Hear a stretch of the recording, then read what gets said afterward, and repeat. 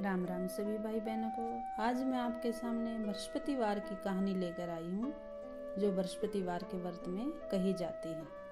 दो भाई बहन थे। बहन बृहस्पतिवार के व्रत करती थी। बृहस्पति महाराज आते, 4 लड्डू और एक चांदी का कटोरा देकर चले जाते।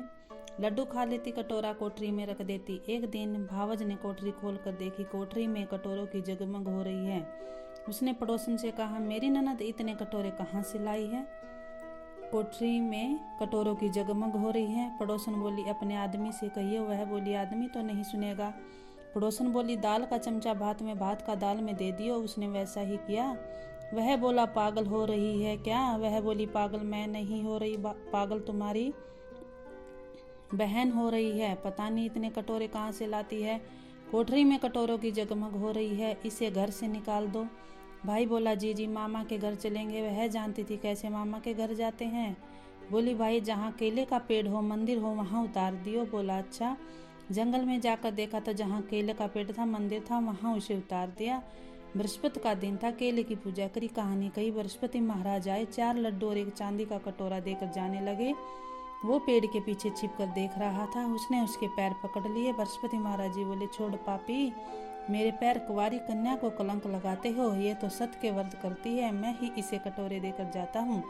इसका पीछा भूल कर भी मत करना। वह बहन को लेकर घर आ गया। उसकी भाभी दरवाजे पर खड़ी रही थी। वह बोली, तुम तो इसे फिर वापस ले आए। वह बोला, मेरी बहन को कुछ मत कहना, मेरी बहन तो बृहस्पति के व्रत करती है, वो ही इसे कटोरे देकर जाते हैं। भाभी बोली, मैं देखूं इसके बृहस्पति महाराज।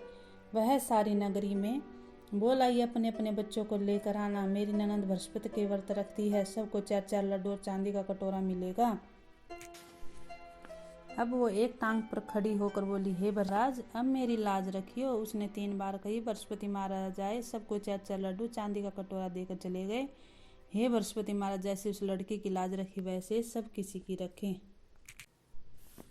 अब बृहस्पतिवार की दूसरी कहानी शुरू होती है। एक दादी थी, एक पोती थी। दादी ने पोती की शादी कर दी। कुछ दिनों के बाद पोती घर में आई। दादी ने पूछा, बेटी तेरे को कैसा घर बार मिला? पोती बोली, दादी तूने तो मेरे ऐसी जगह विवाह करवा दिया जिसमें घर में ना खाने को दाना, ना नहाने को पानी। कुछ दिनों के बाद उसी की ससुराल से लेने आ गए। आते ही बुढ़िया बोली, मैं तो नहीं बेचती, ना तुम्हारे घर में खाने को दाने, ना नहाने को पानी।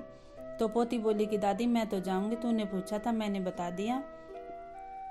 शादी के बाद ससुराल ही लड़की का घर होता है। अब वह अपनी ससुराल आ गई। उनके घर में सासू खाना बनाती थी। सबसे पहले ससुर जी खाना खाते, फिर देवर और जेठ खाते थे। सब 2-2 रोटी खाकर उठ जाते थे। गुरुवार का दिन आया और वह अपनी सास से बोली, आज खाना मैं बनाऊंगी। उसने सबसे पहले एक रोटी गाय की निकाली, एक कुत्ते की, एक कौवे की, एक ब्राह्मण की।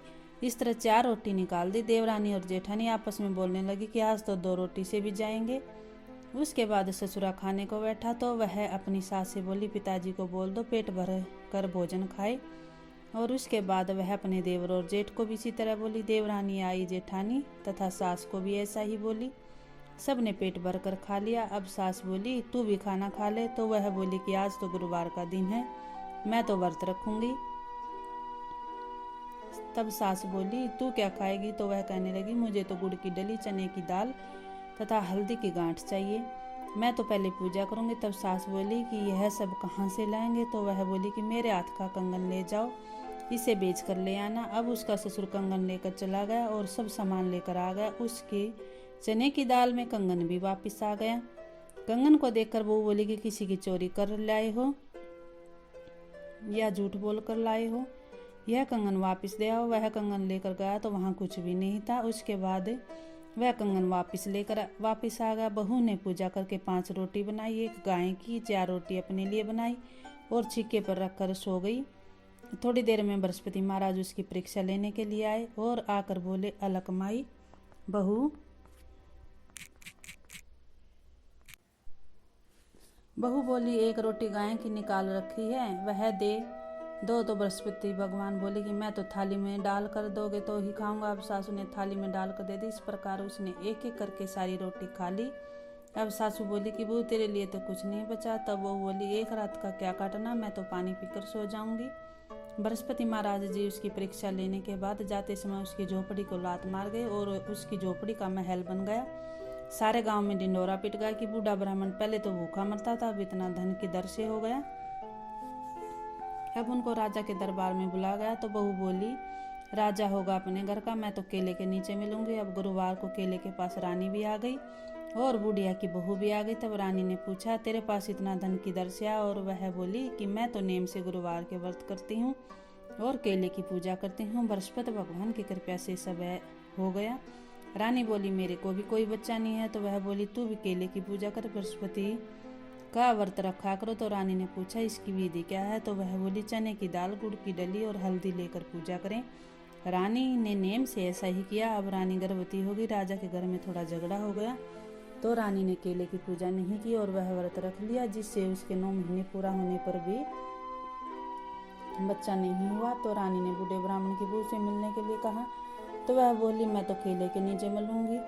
जब वह केले के नीचे मिली तो उसने बोली, मेरे को अभी तक बच्चा नहीं हुआ। तो उसने पूछा कि अभी केले की पूजा करी थी? तब वह बोली, मैंने तो व्रत तो रखा था पर केले की पूजा नहीं करी। तो वह बोली, केले की पूजा जरूर करे, व्रत किसी से रखा जाए तो रख लो।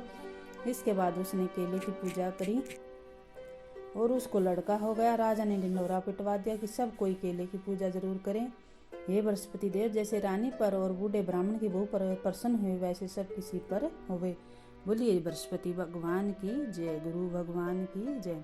तो ये थी हमारी बृहस्पति की 2 कहानी। तो मेरी वीडियो को लाइक, शेयर और सब्सक्राइब जरूर करें। धन्यवाद।